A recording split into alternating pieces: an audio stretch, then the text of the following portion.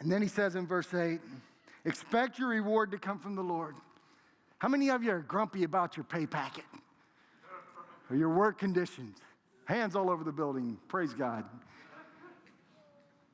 You know what Paul says? If the master's not doing the right thing, that's okay because God knows. And your reward's going to come from him.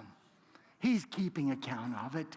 Trust him to meet your needs. Trust him to reward you for working in the right way.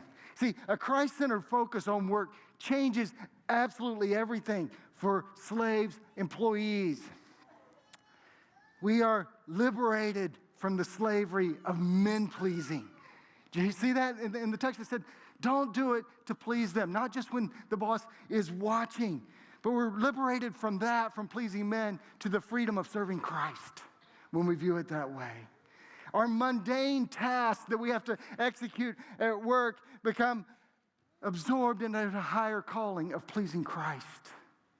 Imagine if you thought about your job that way every day. This isn't about making widgets or whatever it is you do. This is about doing this for the glory of God and for Christ.